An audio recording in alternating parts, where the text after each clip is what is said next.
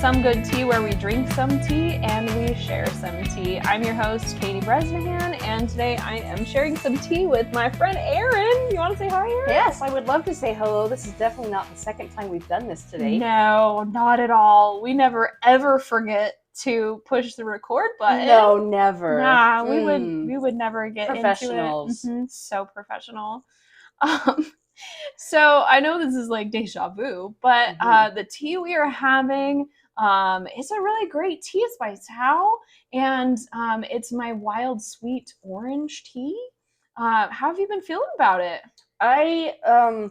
Again, the deja vu moments. I'm not a big tea drinker, for those of you tuning in. I am more of like a soda fan. I've never been a fan of tea, but this one I actually can say I really do like. Because I was asking Katie for a floral or a fruity tea. A fruity tea, and this has hit that right on the nose. Hit that note for you. Yep. Yeah, I feel like you're not the first person on here who doesn't drink a lot of tea or doesn't necessarily like tea. And I always tell people, well, it's probably because you haven't had the right kind of tea. Yeah. Or it wasn't prepared properly. Tea is definitely an art form. So yeah, that's why I asked to make sure we found something that was good for your palate. I had actually anticipated, I think I'm gonna do an orange tea for Erin. And she asked for a fruity tea. You had that ready. I did. I had it ready, and I guess you're like, how about orange? And I'm like, that sounds great. Yeah, we guessed correctly. So I'm glad you're enjoying it. I really like this tea. It's a little tricky to make. I find that teas that have orange in them, you have to steep really carefully.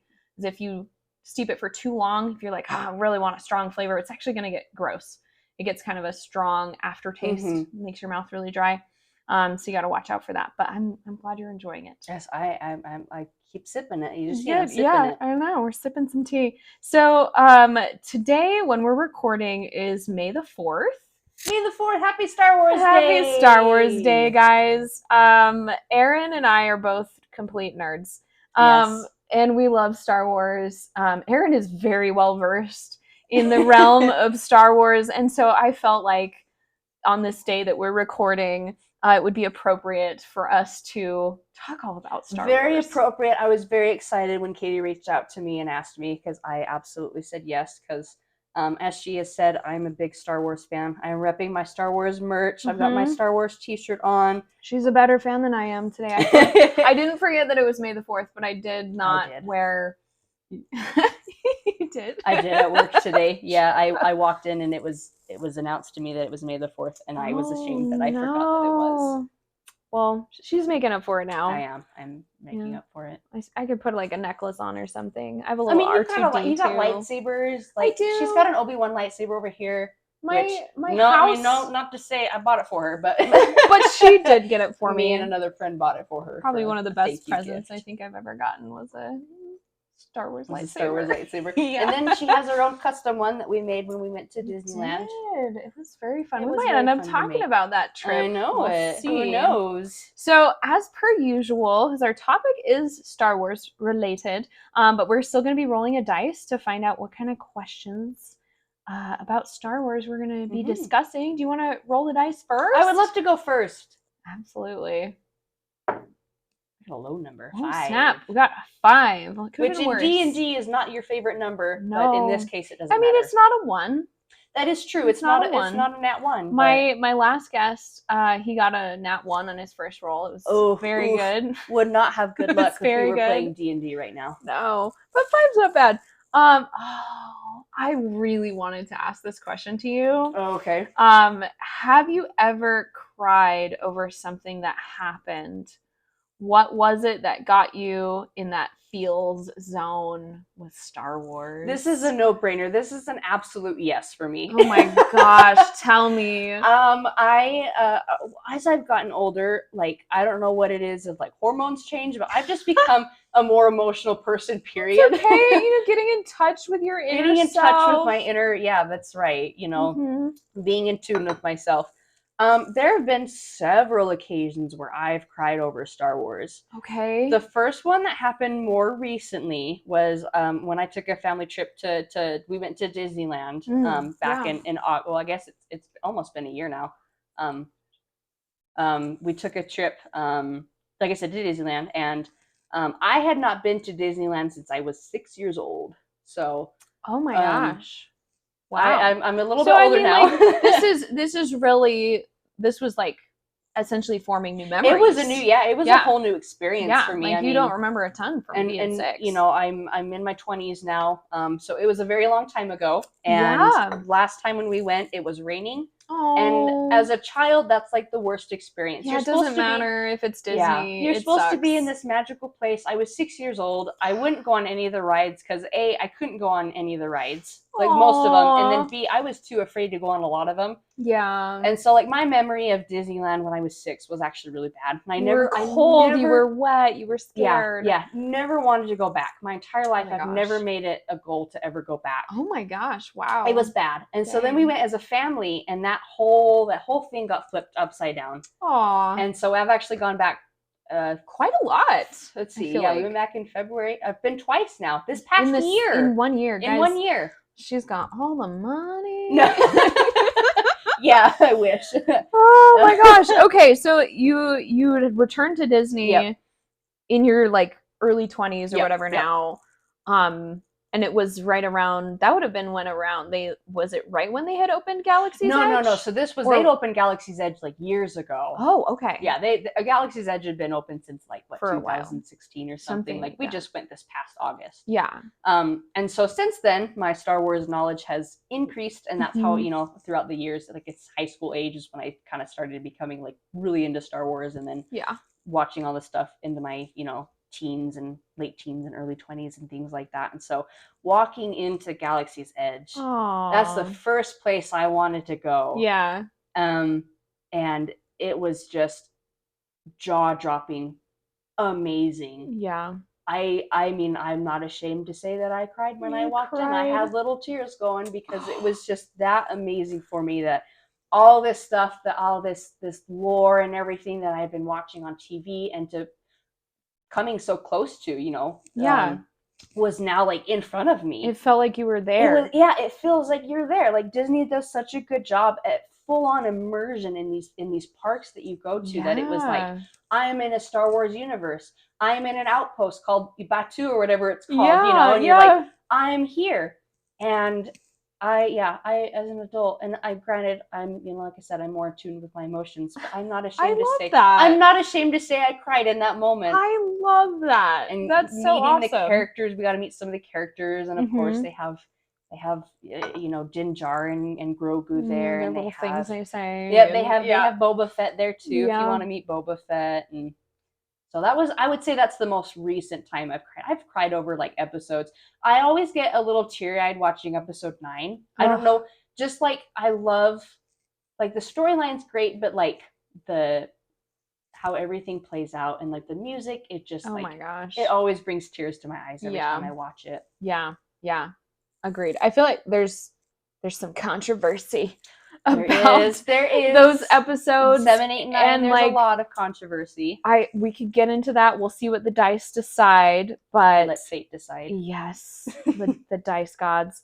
But when I first watched episode 9, there were a couple parts where it like was really getting to me, and then at the very end with like the climax and everything that happens, like screw how I felt about how the storyline went. Like in that moment, I was caught up in the story and I cried. Well, specifically when like, because growing up, like, or not growing up, but like when you watch, like if you've seen the Clone Wars, if you've seen the Rebels, they in that scene where Rey, you know, she says, "I am all the Jedi," and she has all the voices. Those are voices from like our childhood. Pulled in voice actors from all of these other shows. Yeah. And when freaking Yoda is like the last one to speak, and he's like, "Alone you have never been," I just lost it. Just the fountain was going. Yeah, I lost it. That's the scene I always get a little teary-eyed, because it's almost it's I don't know, it kind of makes you feel like that way in your own life too. You can kind of relate to Rey if you feel like you're alone in your life. I mean, it's nice to know that you're never really alone. You always have someone. Yeah. And granted, we might get into the controversy of those episodes. We'll see. But that scene got me. I love that you got emotional when you walked into Galaxy's Edge. I think that's beautiful. Like I remember the first time I ever went to Disney, I was an adult. I had not gone as a kid. And the thing I liked the most was just feeling like I was at these locations that previously, I mean, unless you watch a movie, you'd only ever been in your mind. Right. So cool. Like, yeah. I just Disney, again, they do such a good job. We have just bringing it to life. We were fortunate to be able to go to Disneyland in February. Yeah, we went together in our personal lives with other people. our friends, right? Yeah. And we decided to build lightsabers, and that was also very special to me. That was super cool. Like, granted, it's a little childish. Like you're in there with cutesy. It's cutesy. There were kids there, There's lots which of is children. Totally fine. But they do such a good job, and you have adults go in. I mean, we were probably the only adults besides. I think, there was some like teenage people in our group, and then there were a couple of like young kids in our group. One of our group members brought his like sons, so we were definitely outnumbered. But there's adults that go all the time, and like 100% worth it. Especially if like Star Wars is that meaningful to you, as it has been, I feel like, for us. Oh yeah. But yeah, that was a very special experience. Just to say, I have my own lightsaber. Like, I made. Yeah, you freaking put the little kyber crystal. You put the kyber crystal. Yep. Their attention to detail is just spectacular. Superb. Yeah, it's so great. Oh, that's so fun. Okay. I'm going to let's see if we get a controversial question. Oh, a 12. So this one is for me. Yes. Oh, this is actually a great question. What is my weapon of choice from the Star Wars realm? Question. Yeah. Is this like weapon of choice? Like, do you include the Force in this question? Like, is that part of it? I mean, you can fight me on this. I don't consider the Force a weapon. Okay. Right? Okay. The Force is like very well defined by its name. It is the Force. The Force, right? It could be used as a weapon, like in a weapon-like manner, but it also has it's more like a tool. Kind of a tool, yeah. In that sense, I agree. In a rudimentary sense, like it's a tool for doing a lot of things, and some of those things might be smacking someone around, but I wouldn't necessarily qualify it as a weapon. Okay, I agree. My weapon of choice. I mean, like, I feel like everybody's answer is always like, oh, lightsaber. It's very slick. It's very cool. It's very, like, it's a sword, but next level, right? It's a laser sword. It's a laser sword. It makes cool, zappy sounds. That's what Mark Hamill calls it, a laser sword. A laser sword, yeah. And it can be different colors, and, like, it's so cool, and it can be evil, or it can be good, you know? I feel like everybody's answer is always a lightsaber, and obviously I like lightsabers. I have 2 now. But gosh, would I have a different one? I mean, like, I feel like blasters are really practical. Like, it's a gun. Like, that doesn't run out of ammo. It's a gun, man. You don't have to be close up. The downside, I think, with a lightsaber is that you got to get. It's the same thing with a sword. You got to get up close and personal with your target, and unless you're deflecting blasts, you can only really target one person at a time. But I mean, yeah, blaster. I'm trying to think of other like really classic weapons that I've seen and could comment on. The Darksaber's cool, but I feel like it's kind of in the same. It's in the same genre. It's the same genre of a lightsaber. Oh, I mean, it is a lightsaber. Essentially, yeah. It was, yeah. We don't need to go into detail where it comes from, because I could talk a lot about that a lot. Oh yeah. I actually have the Darksaber now as part of my collection. I love that hilt. It's beautiful. Yeah, it's so cool. It's beautiful. Yeah, I feel like if it boiled down to like brass tacks, I would be a person that would actually prefer to have a couple blasters or something like that. Yeah. Over the more exotic weapons and things that show up. It's the most practical weapon. It really is. It really is. And like, shoot, man, like, yeah, if somebody comes at you with a lightsaber, like, you're screwed. But like, just put some space between you and that person, and you shoot long enough, you'll probably hit them. Like, let's be real. With enough practice, you know. Yeah, as long as you're not a stormtrooper, then you'll probably be okay. I feel like a blaster is way easier to shoot than a gun. So like there, not as much recoil. There's not as much recoil. There's probably a volume thing that you could turn down so it wouldn't. You could snipe people and they wouldn't hear you. With blasters, and some blasters, you can change it from like kill to stun. You so I always think that's really cool too. Which is, I mean, you can't stun someone with a lightsaber. You either cut them in half or you don't. I mean, you could stun them by like cutting their arm off. That would stun me. Pretty stunning. That's fairly stunning. You know, if I got my arm cut off. And granted, you're not going to bleed out. It's cauterized. It cauterizes right? immediately. But again, you have to get up in their face yeah. to cut off their arm. It's not a ranged weapon. It is not a ranged weapon. And a blaster, unlike in D&D, where you get punished for shooting in close range, it doesn't matter. It doesn't matter if you're in their face or 20 yards away. Unless you're a really bad shot, like some people. Like stormtroopers. Oh my gosh, the stormtroopers. So that's I think my weapon of choice, really basic. I'm just a basic bitch. I just want a gun. I mean, that would sum up my opinion of it as well, probably, because I really like shooting guns in real life. That's fair. And so again, I mean, blasters are really practical. Again, it would be really cool to have a lightsaber. Yeah. Like, I think. And to be proficient and skilled in using a lightsaber, like, you'd look really cool. I think it's a great way to be like, ooh, don't come after me. Mm-hmm. I've got a lightsaber. But, I mean, if you're really needing to keep someone off your tail, you're going to use a blaster. Mm-hmm. You know? Like the Mandalorian blasters. Like the oh, I love those things. Those are really cool. The nice little bitty guys. Mm-hmm. Like, they're great. They're super great. All right. You want another question? I would love another question. Let's do this. 14. Oh, look at that. Oh, I'm very curious because I don't know if you know this, but some of us know that the color of a Jedi's lightsaber kind of designates stuff about that individual and their belief system in the orders of the Jedi and what they kind of follow. So since you know about that, what, I know the color of the one that you made, but like, what would be your lightsaber color based off of those like different belief systems?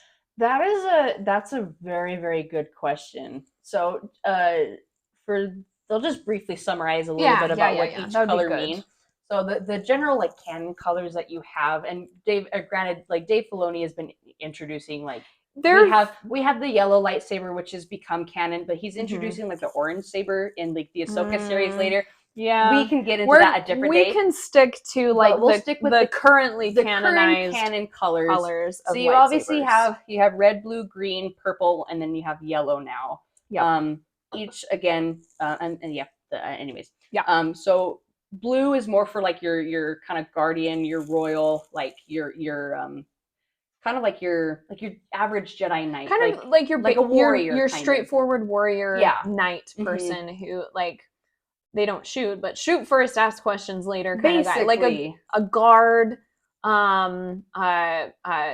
someone who's trained for combat, someone who's trained for protection. Yeah, like your basic Jedi Knights, like like Anakin, Obi-Wan. They all carry the blue lightsaber, very, very, very common. Very prominent. Then you have your green. Green is more of like your negotiator, like how we were talking about.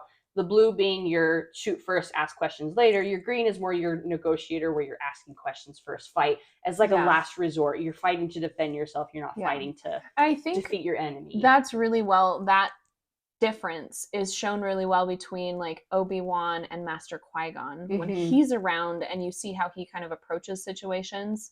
And Obi-Wan kind of gets to the point as he's older that he's like, maybe I should try talking to people first. Right. Like he gets to that point as he matures, but you can, especially in that like in that very first one where you see them together, you see that a lot. And and Master Qui-Gon has a green lightsaber. Exactly. Master Yoda is very classically known for having a green lightsaber.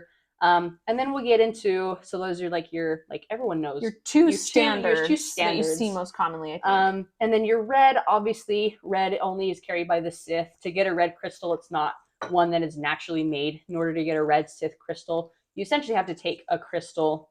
You think of the crystals if it has like a life force, like the wand chooses the wizard, the kyber crystal chooses the Jedi. Exactly. So it does have a life force to it, because as we know, the force is a living, it, as Obi-Wan, or as Yoda says, it binds the galaxy together and everything like that. We know the that. duct tape analogy is Kind really accurate. Exactly. Yeah. So the Sith, or the person who wants to turn the kyber crystal red, they take it and they call it, it's called make it bleed. So they cause it pain, and it's really dark. They make it turn red because of that. They make it bleed.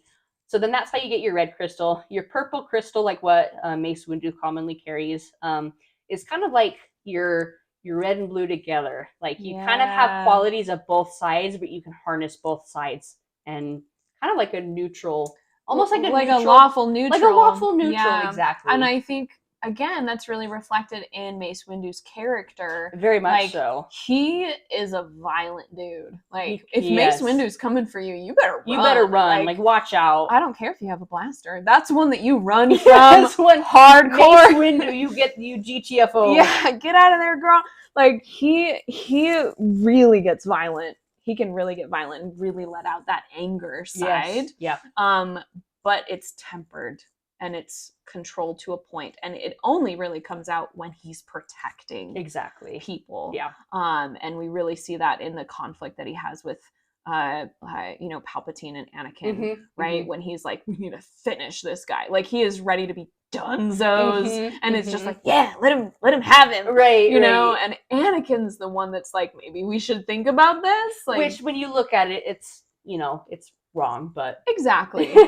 But I think that shows that aspect of that color really well, right? And then lastly, we have our yellow crystal, which was more so introduced to us when we met Rey in the episode 9. At the end of the episode, we find that she has a yellow crystal. That's, at least to me, that's when it was like widely known. But Ahsoka Tano in the Clone Wars had a yellow. She initially had a green, and then she has a yellow as her like backup. Yep. And then she has a secondary. She has a secondary one that she carries, and then later those turn blue. But it gets into different stuff later. Other lore. And so the yellow, as far as my understanding to it, I think of it more of like it says like one. It says it's kind of someone who's like into nature, kind of like you're like. That's what it says. I've heard different things. I've heard different things about like the white/yellow. Well, the yellow sabers, in like, if you're talking like actual Jedi, like those were actually carried by the guards in the Jedi temple. They actually carried the yellow sabers. There was only one Jedi who, at least to my knowledge, that had a white lightsaber, and that was Master Sinube. Yeah. As part of the Clone Wars series. Who knows why he had a white one? I don't know why. I mean, the white ones, unless he was like at some point a guard and he just had kept that one. I don't know. You and never it didn't know. Change, but yeah. And you do have your white ones, but those were not your. They're very rare. Very rare. Yeah. Not like. Anyway, so now that we know all the lightsaber colors, yes, now at least we know the more familiar ones. So, for me personally, I think this I would say, as I've gotten into my adult years, obviously, like, what would you have right now? I think I would have a green. Okay. Yep. Yeah.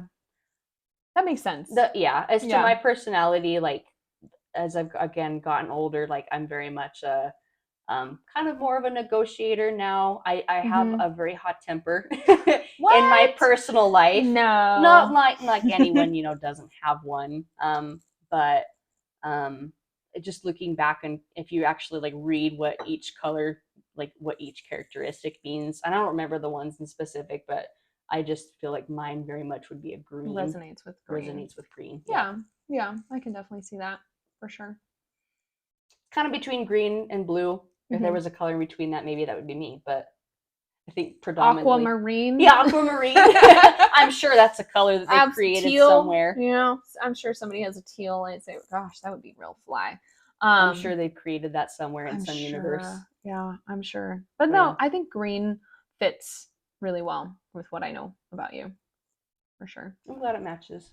Yeah. Good question. Look at this great lore. I know. I could go on for hours about Star Wars and folklore. It's so fun. Okay, I'm gonna roll and we'll see. There. It hates me. It hates me. 10. Okay, there we go. 10. Wow. Struggle is so real. Great numbers for D&D. Yeah, actually, that wouldn't have been bad for a wisdom save. I classically roll bad on wisdom saves.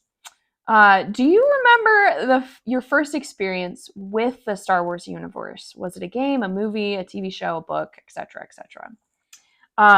I don't remember the first time that I watched Star Wars. I don't remember. I couldn't tell you how old I was. I couldn't tell you. Yeah, I don't remember which one I assume we would watch. We would have watched. Would have been what? A New Hope. Mm-hmm. First, Episode 4. Yeah, we would have watched A New Hope first because I'm sure we would have watched it in order, quote unquote, at the time of what was available. Because I grew up watching it.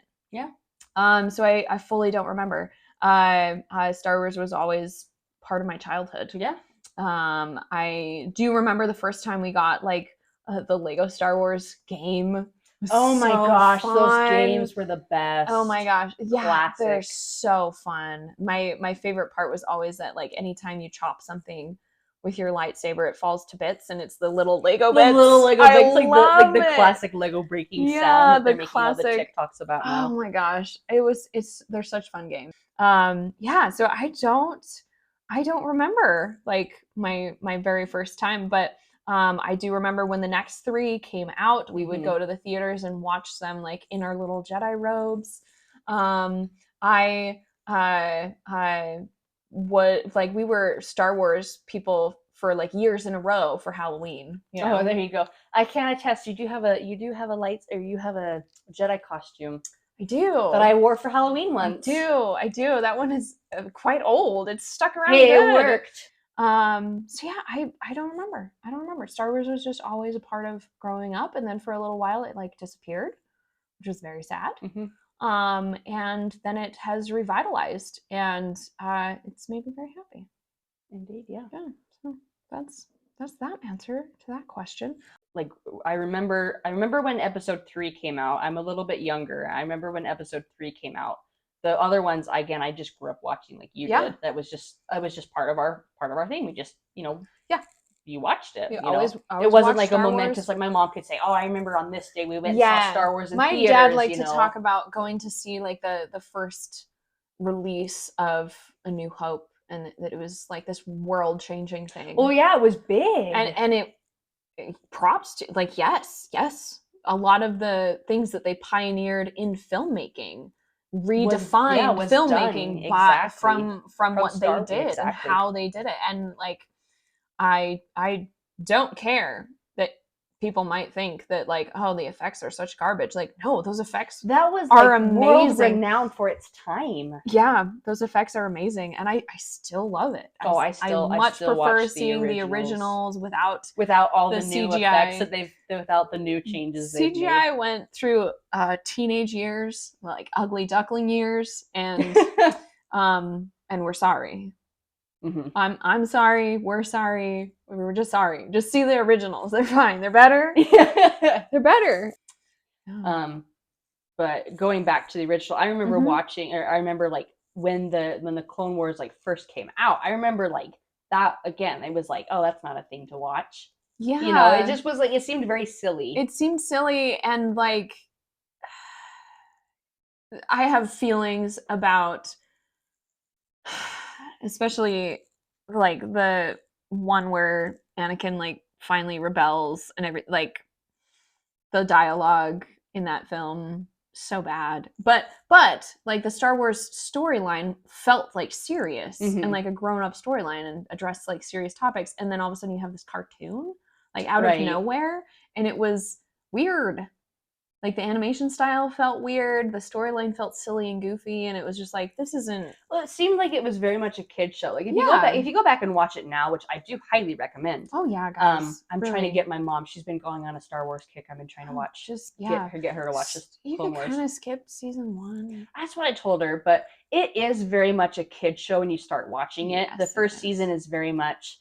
Lighthearted and goofy. Yeah. Dorky, the dialogue is very cheesy, simple. But then, like, I think that this probably is totally wrong, but to me, what it seems like is you got more and more of like adult and like teenage people that were interested in the show. Yeah. So it kind of took a turn, and it became what everyone knows and loves now is like this great TV series where you got to see, if you're not a big fan of like Anakin Skywalker played by Hayden Christensen, I think you'd really like just see what they did with his character. I think you would like what they've done, what Matt Lanter has done with the voice of Anakin Skywalker in these Clone Wars series, because you see a completely different side of Anakin. You get to see the warrior side of him. I legitimately like, so little kid, little baby Anakin, I loved him. I thought he was so cute and he was so funny. I look back now and I'm like, man, that dialogue. But like, I loved him. I thought he was great, and I was really sad to like see his arc of like, oh, he's gonna turn evil, but he's so great. And then he's a teenager, and then he's this whiny adult, and I loathed how his character was portrayed. Again, this is just opinion. Yeah, this is just opinion. Yep. But I loathed how his character was portrayed, and then in watching the animated series, it was like, there's the Anakin arc that I wanted to see, that I needed to see, because it's hard to portray that amount of character change in only 3 films. Right. Which is why, again, I recommend watching the Clone Wars, because then they've a lot of like these like new series that have come out. We have the Ahsoka series coming out. Yes. We have. Oh, I'm so excited. I was excited for that. Ahsoka Tano is my favorite character of all time in Star Wars, and so I'm excited to see what they've done with her in this new series.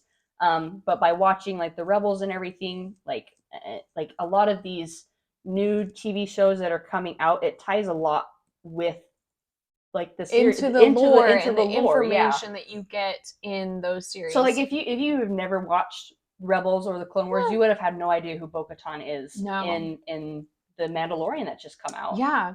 And granted, it's still a really great, show and a great story, even if you don't know. So if you're like, I haven't seen those, maybe I won't watch it. No, watch it. It's great. It's great. They're really good. They're really fun.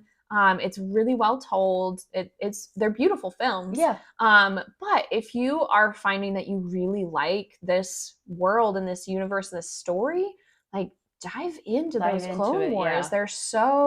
They're so good. They're informative. It's the background that we don't get to see between movies. Mm-hmm. That's what my mom doesn't understand. When she's going back and she's watching these movies, she's like, okay, how did we get here and here?